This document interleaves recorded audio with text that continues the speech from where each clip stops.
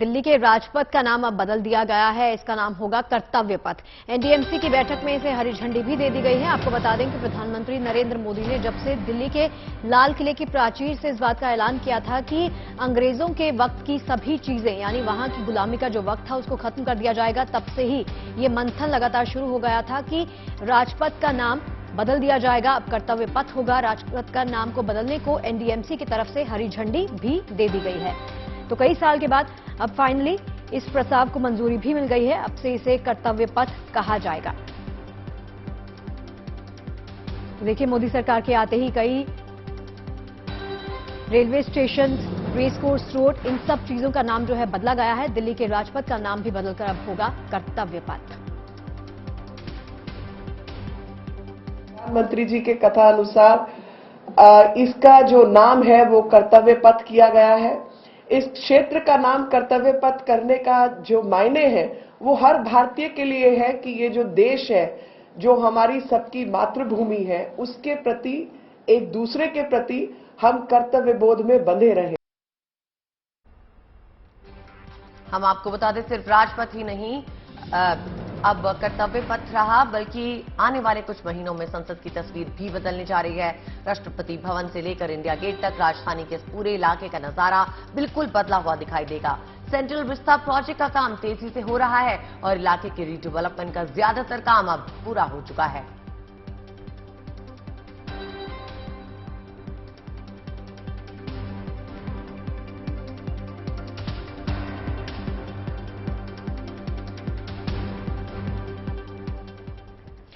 अब देखिए, ये बता देते हैं आपको कि सिर्फ राजपथ ही कर्तव्य पथ नहीं हो रहा, बल्कि आने वाले कुछ महीनों में संसद की तस्वीर भी आपको बदलती देखी जा सकती है, क्योंकि राष्ट्रपति भवन से लेकर इंडिया गेट तक राजधानी के इस पूरे इलाके का नजारा बदला बदला सा दिखाई देगा।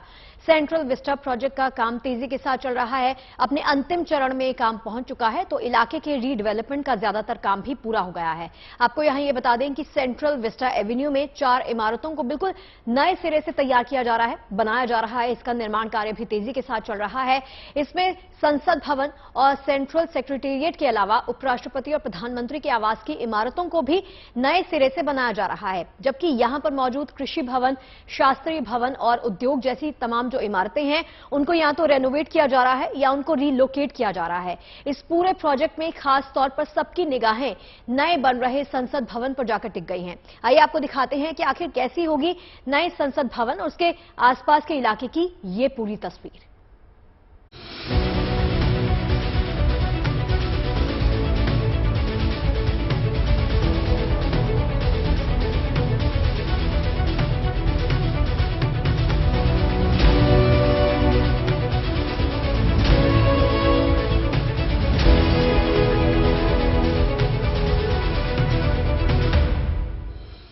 वक्त बदला, सत्ता बदली, सरकारें बदली, लेकिन राजपथ की ये रंगत ऐसी ही बनी रही सालों साल।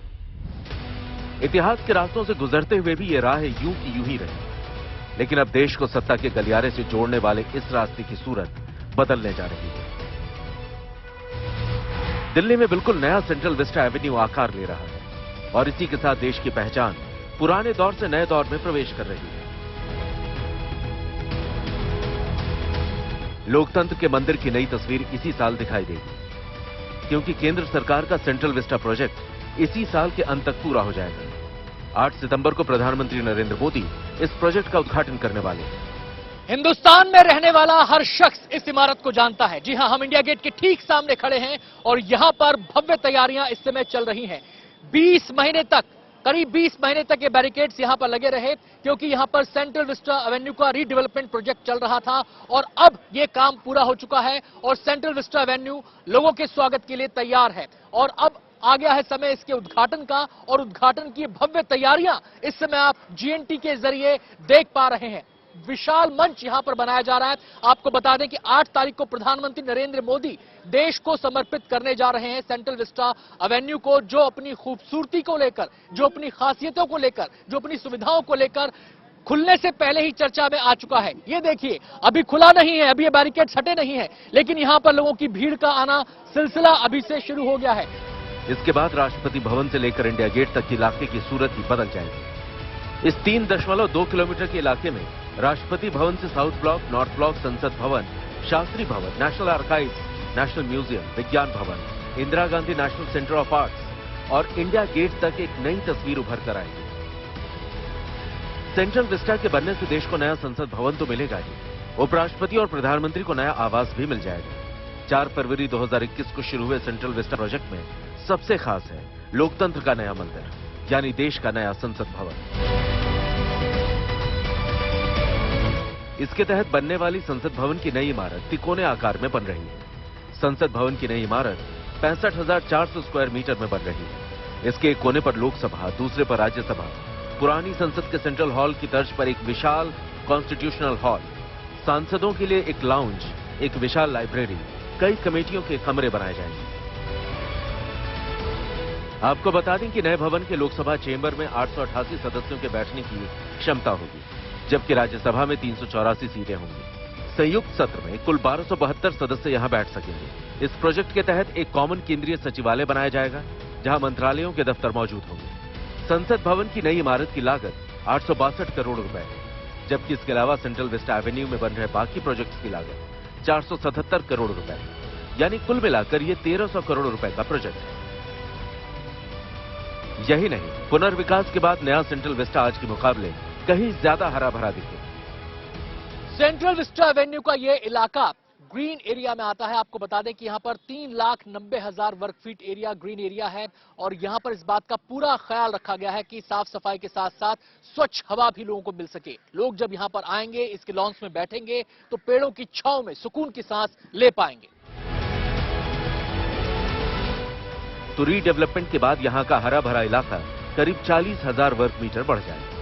यहाँ होने वाले राष्ट्रीय आयोजन जैसे 26 जनवरी के प्रोग्राम कम से कम व्यवधान के बीच हो सकेंगे। नए सेंट्रल विस्टा एवेन्यू में बहुउपयोगी और आधुनिक सुविधाएं मिलेंगी। यहाँ बड़े बड़े आयोजनों के लिए फोल्डेबल सिटिंग सिस्टम होगा। इलाके में मेहमानों की आवाजाही आसान हो सके, इसके इंतजाम होंगे। ये पूरा इलाका पर्यटन के लिहाज से विकसित किया जाएगा। इलाके में पैदल आने जाने वालों के लिए अंडरपास बनाए जाएंगे। पूरे इलाके में पार्किंग की कैपेसिटी बढ़ाई जाएगी। पुनर्विकास में स्ट्रीट वेंडर्स के लिए अलग से जगह तय की जाएगी। नए सीढ़ीनुमा पार्क और नई नहरें इस इलाके की खूबसूरती को बढ़ाएंगी। नए सेंट्रल विस्टा एवेन्यू में नई और बेहतर सार्वजनिक सुविधाओं को जोड़ा जाएगा। यहाँ का साइनेज डिजाइन भी पहले से बेहतर और बिल्कुल हटकर होगा। सेंट्रल विस्टा एवेन्यू के दर्शन हम आपको आज करा रहे हैं और इस समय मेरे पीछे खूबसूरत तस्वीर आप देख पाएंगे। आपको बता दें कि सेंट्रल विस्टा एवेन्यू में ऐसी कई छोटी छोटी नहरें बनाई गई हैं और इन नहरों के दोनों सिरों को जोड़ने के लिए वो छोटी सी पुलिया भी आप देख सकते हैं। ऐसे 16 छोटे पुल यहां पर बनाए गए हैं जिससे कि लोगों को लंबा चक्कर ना काटना पड़े और इस पुल के सहारे वो एक सिरे से दूसरे सिरे तक नहर के पहुंच पाएं। इसके अलावा हम आपको बताएं कि लोग जो यहां पर घूमने आएंगे उन्हें अगर थकान महसूस होती है तो उनके बैठने की भी पर्याप्त व्यवस्था की गई है।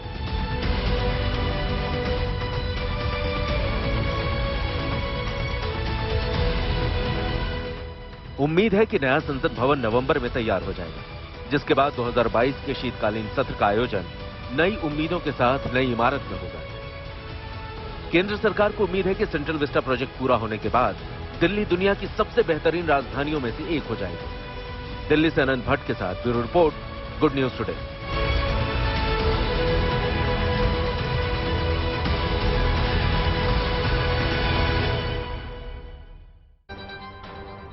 तो केंद्र सरकार के ऐतिहासिक फैसले पर आज आखिरकार मुहर लग गई है। राजपथ को अब कर्तव्य पथ के नाम से जाना जाएगा। एनडीएमसी की मीटिंग हुई है जिस पर इस पर फाइनली मुहर लग गई है। राम किंकर हमारे साथ जुड़े हुए हैं। राम, मुझे ये बताइए कि और क्या कुछ अपडेट है इसके बारे में?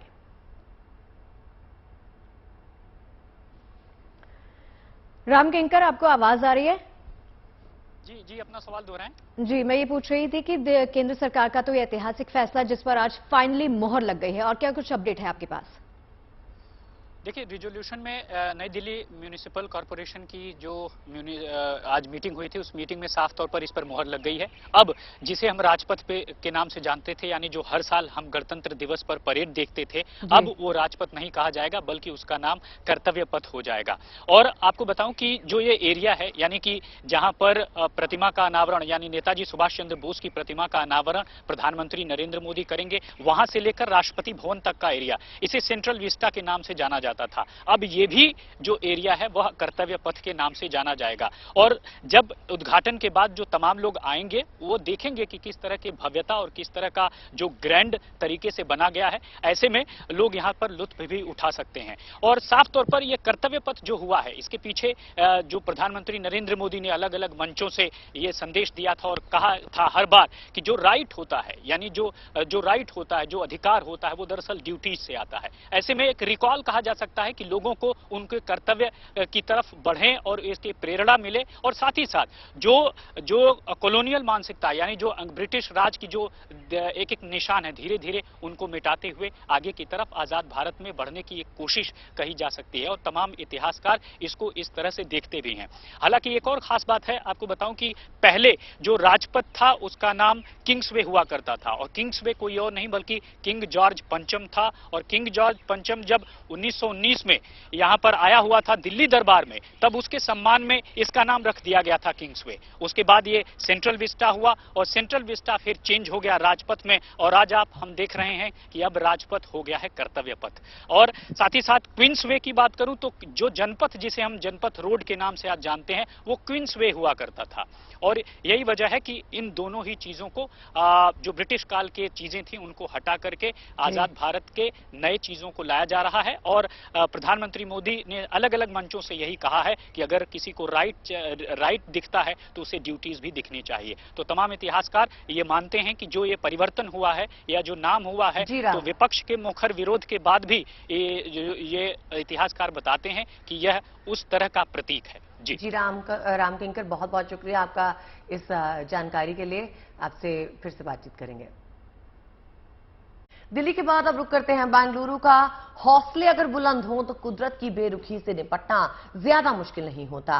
बेंगलुरु में इन दिनों आसमान से आफत बरस रही है, लेकिन इस मुश्किल वक्त में एनडीआरएफ और एसडीआरएफ के जवान लोगों के लिए देवदूत बनकर सामने आए हैं। गुप्ता जी हाँ, देखिए ये देवदूत बनकर सामने आए हैं, अपनी ड्यूटी भी अदा कर रहे हैं। मुश्किल के हालात हैं तो इन्हीं हालातों का मुकाबला करते हुए ये जवान युद्ध स्तर पर रेस्क्यू ऑपरेशन को अंजाम भी दे रहे हैं।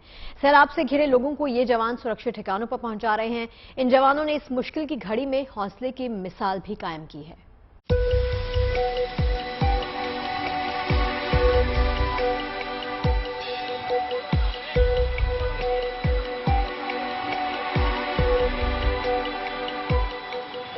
जल प्रलय के बीच मिशन जिंदगी की ये तस्वीर है। बेंगलुरु के लोगों पर आसमानी आफत टूटी तो देवदूतों ने मोर्चा संभाल लिया है। सैलाब की उफनती धारा से लड़ते हुए एनडीआरएफ और एसडीआरएफ के जवान हर एक जिंदगी को बचाने निकल पड़े हैं।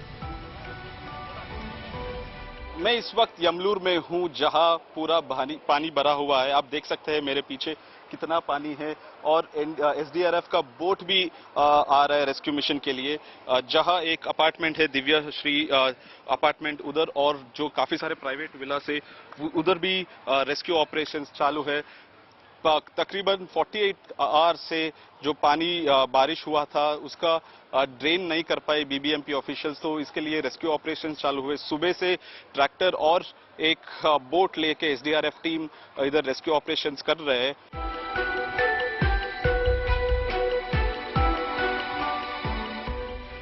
बेंगलुरु के ज्यादातर इलाकों में हालात ऐसे ही हैं। आलम यह है कि सड़कों पर गाड़ियों के साथ साथ बोट को भी उतारना पड़ गया है। बीच शहर में सड़कों पर बोट को चलते देखकर आप हैरत में पड़ सकते हैं, लेकिन इन्हीं बोटों के जरिए रेस्क्यू टीम लोगों को सैलाब से निकालकर सुरक्षित ठिकानों पर पहुंचा रही है।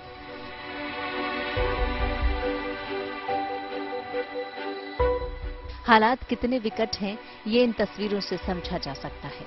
सड़कें समंदर बन चुकी हैं, मकान, दुकान जलमग्न हो चुके हैं, लोग अपने घरों में फंसे हैं। बस उन्हें इंतजार है कि कोई देवदूत आए और उन्हें इस जलजले से निकालकर सुरक्षित स्थान पर पहुंचा दे। कर्नाटक के बेलगावी की इन तस्वीरों को देखिए। इस घर में पानी ने पूरी तरह पैठ बना ली है। आधे से ज्यादा घर पानी में डूब चुके हैं। 12 साल के मासूम को रेस्क्यू टीम ने बाढ़ से सुरक्षित निकालकर उसकी जान बचाई।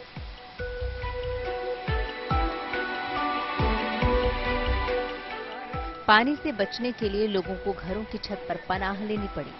नीचे पानी का शोर डरा रहा था, ऊपर जान हलक में थी। यहाँ सभी घर एक दूसरे से सटे हुए हैं। एक छत से होते हुए लोग दूसरी छत पर पहुंचते हुए किनारे तक पहुंचे, जहां से रेस्क्यू टीम ने छतों से उतारकर लोगों को सुरक्षित ठिकानों पर पहुंचाया। जल प्रलय के बीच जलदूतों का मिशन जीवन युद्ध स्तर पर जारी है। एसडीआरएफ के जवान इन इलाकों में लगातार रेस्क्यू में जुटे हुए हैं। लोगों के साथ साथ जानवर भी पानी में फंसे हुए हैं। इंसानों के साथ साथ बेजुबानों को भी सुरक्षित जगहों पर पहुंचाया जा रहा है।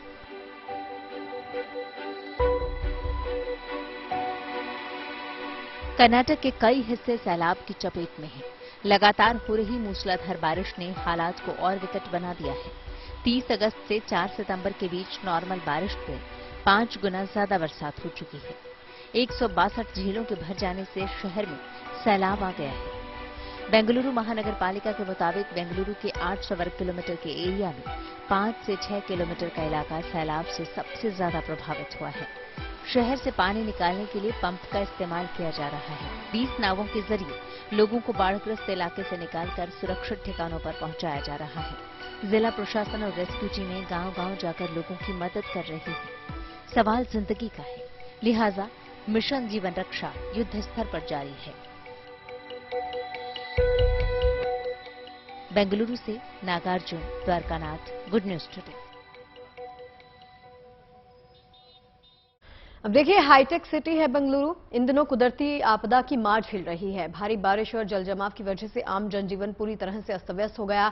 सबसे ज्यादा परेशानी यहां पर ऑफिस जाने वालों को उठानी पड़ रही है। अदिति, हाँ, और आईटी फर्म को इस बाढ़ और बारिश से काफी नुकसान हुआ है। ऐसे में आईटी मिनिस्टर ने आज आईटी कंपनीज के प्रमुखों को बातचीत के लिए बुलाया है।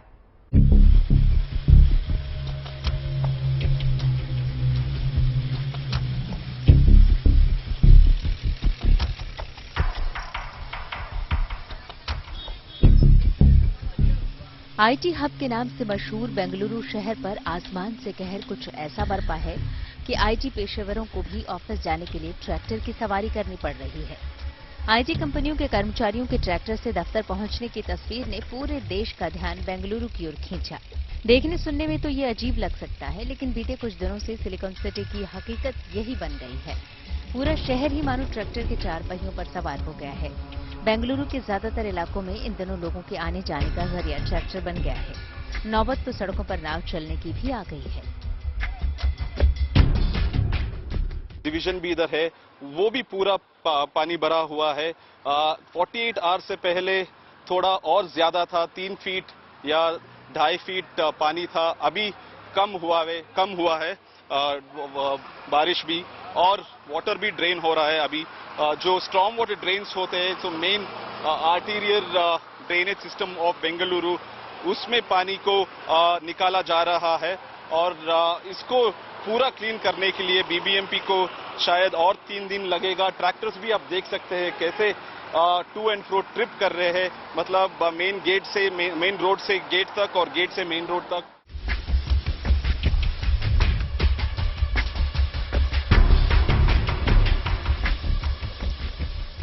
कंप्यूटर की तेज रफ्तार से भागने वाले इस हाईटेक शहर की रफ्तार थम गई है।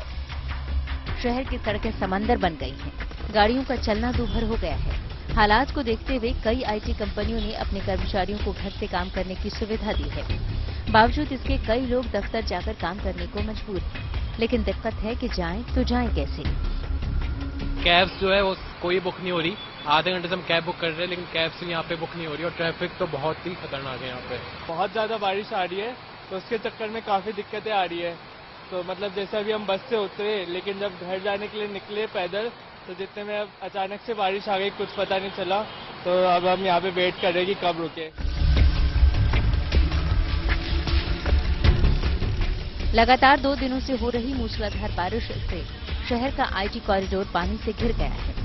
शहर के जिन हिस्सों में ग्लोबल कंपनियां और घरेलू स्टार्टअप हैं, वो इलाका भी पानी से लबालब भरा है।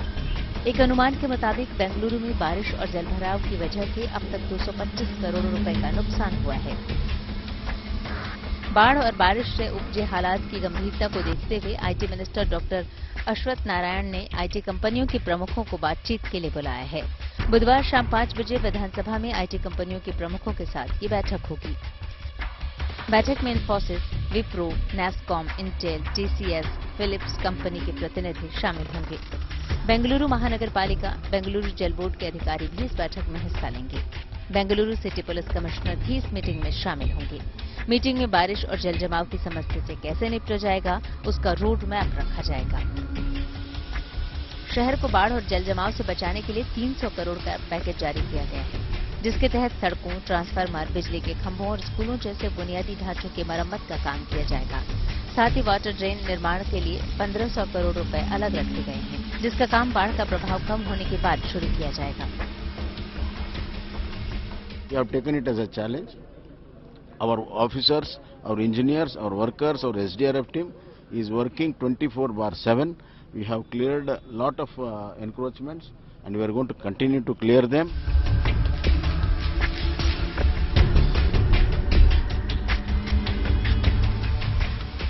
मौसम विभाग के मुताबिक अगले 3 दिनों तक कर्नाटक में मूसलाधार बारिश होने की संभावना है, जबकि कुछ जगहों पर गरज के साथ मध्यम बारिश हो सकती है, जिसे देखते हुए सरकारी एजेंसियों को अलर्ट पर रखा गया है और हालात से निपटने के लिए एक कंट्रोल रूम भी बनाया गया है।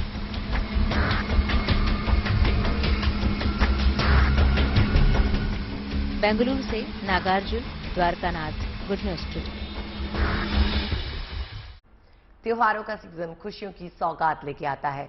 गणेश चतुर्थी के साथ शुरू हुआ ये सीजन मिठाई और नमकीन के कारोबारियों के चेहरे पे भी मुस्कान ला रहा है। इस बार त्योहारों में मिठाइयों की डिमांड बढ़ी है। एक अनुमान के मुताबिक इस बार दिवाली और होली पे मिठाइयों की डिमांड नए रिकॉर्ड्स बना सकती है।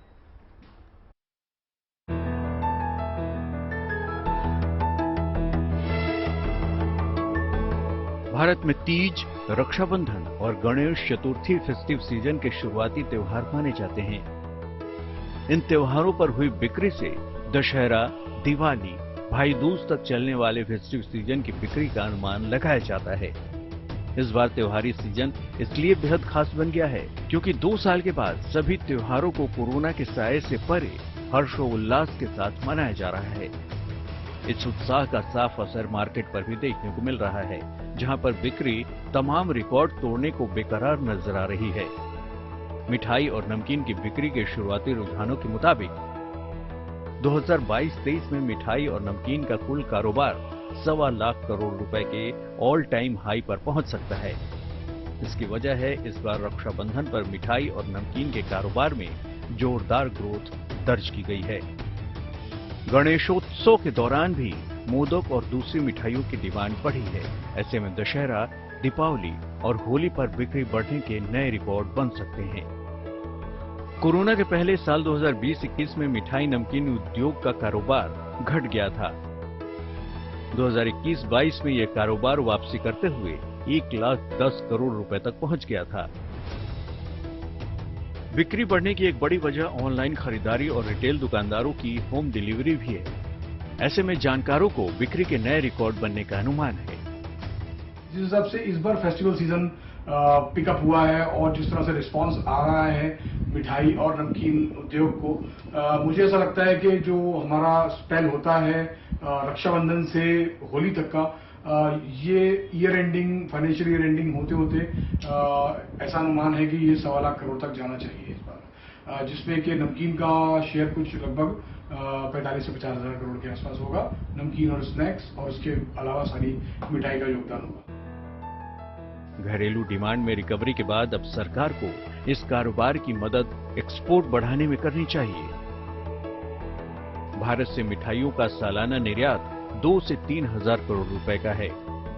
इसकी वजह है कि ब्रिटेन, कनाडा और न्यूजीलैंड जैसे देशों को दूध से बनी मिठाइयां भेजने में रेगुलेटरी दिक्कतें हैं।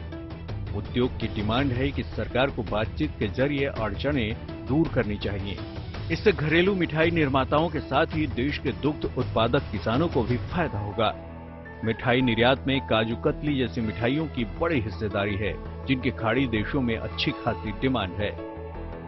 इस उद्योग के बढ़ने से रोजगार को भी फायदा मिलेगा, क्योंकि देश का मिठाई नमकीन उद्योग संगठित और असंगठित तौर पर 1 करोड़ से ज्यादा लोगों को रोजगार देता है। इस कारोबार में नमकीन उद्योग की हिस्सेदारी 50,000 करोड़ रुपए की है। नमकीन उत्पादन के मामले में इंदौर के हाथ में कमान है, जहां करीब 1500 यूनिट्स इन्हें बनाती हैं। फेस्टिव सीजन के अनुमानित आंकड़ों से मिठाई नमकीन व्यापारियों का उत्साह दुगना हो गया है। उन्हें यकीन है कि इस बार मिठाइयों की बिक्री उनके कारोबार को नई ऊंचाइयों पर जरूर पहुंचाएगी। आदित्य के राणा, गुड न्यूज टुडे। देखिए, सेंट्रल विस्टा प्रोजेक्ट की पहली तस्वीर सामने आ गई है। कल प्रधानमंत्री नरेंद्र मोदी इसी प्रोजेक्ट के एक भाग सेंट्रल विस्टा एवेन्यू का उद्घाटन करने वाले हैं और यही नहीं, आज राजपथ का नाम भी बदलकर कर्तव्य पथ कर दिया गया है।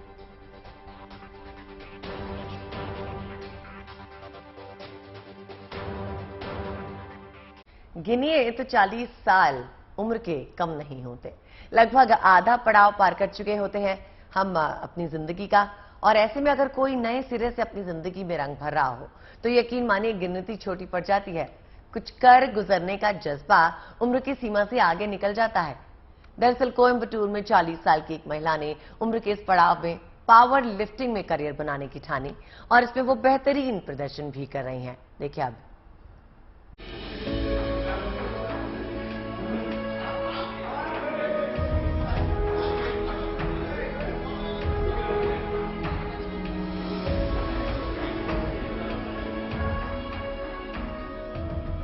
ये तैयारी जीत की है, जीत उस सोच पर जहां उम्र पैमाना बन जाती है।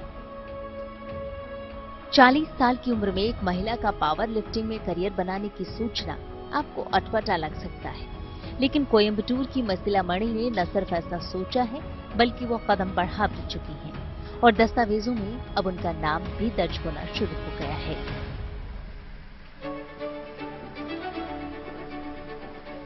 मसिला मणि की घरेलू नौकरानी से पावर लिफ्टर बनने की कहानी भी दिलचस्प है। मसिला मणि खुद बताती हैं कि वो जिस घर में काम करती थी उसके मालिक ने उसे वजन कम करने की सलाह दी और जब मसिला ने अपनी तंगहाली का हवाला दिया तो उसके मालिक ने अपने पैसे से उन्हें जिम ज्वाइन कराया और जिम में ही पहली बार पावर लिफ्टिंग ने उन्हें अट्रैक्ट किया। पावर लिफ्टिंग में मसिला की दिलचस्पी तो बढ़ गई थी, लेकिन इसमें कोई मुकाम हासिल करने के लिए ट्रेनिंग की जरूरत थी। गरीबी में जिंदगी गुजार रही मसिला मणि के लिए सब कुछ आसान नहीं था, लेकिन कहते हैं ना, जहां चाह वहां राह। मसिला मणि की मदद के लिए आगे आए उत्तर एशियाई खेलों के पूर्व स्वर्ण पदक विजेता शिव कुमार, जिन्होंने मसिला मणि को मुफ्त में पावर लिफ्टिंग का प्रशिक्षण दिया। शिव कुमार ने मसिला मणि को पावर लिफ्ट के लिए प्रशिक्षण देना शुरू कर दिया। महज 6 महीने की ट्रेनिंग और तैयारी के बाद उसने तमिलनाडु पावर लिफ्टिंग एसोसिएशन की राज्य स्तरीय प्रतियोगिता में स्वर्ण पदक जीत लिया। मसिला मणि के साथ अभ्यास कर रही ये लड़की धरनी है, मसिला मणि की बेटी। मां के जुनून और उसके लिए की जा रही मेहनत ने बेटी को प्रभावित किया तो वो भी इस अभ्यास में लग गई और पावर लिफ्टिंग से जुड़ी प्रतियोगिताओं में हिस्सा लेने लगी। मसिला मणि की 17 साल की बेटी धरणी ने 47 किलोग्राम वर्ग में 72.5 किलोग्राम भार उठाकर कांस्य पदक जीता है। इन दोनों का चयन अब 14 से 19 सितंबर तक चेन्नई में तमिलनाडु पावर लिफ्टिंग एसोसिएशन द्वारा आयोजित दक्षिण भारत प्रतियोगिता के लिए किया गया है। आज भले ही मसिला मणि नाम कमा रही है, पैसे कमा रही हैं, लेकिन शुरुआती दौर में सब कुछ इतना आसान नहीं था। उन्हें काफी आलोचनाएं भी झेलनी पड़ी। अक्षय नाथ, कोयम्बटूर, गुड न्यूज टुडे।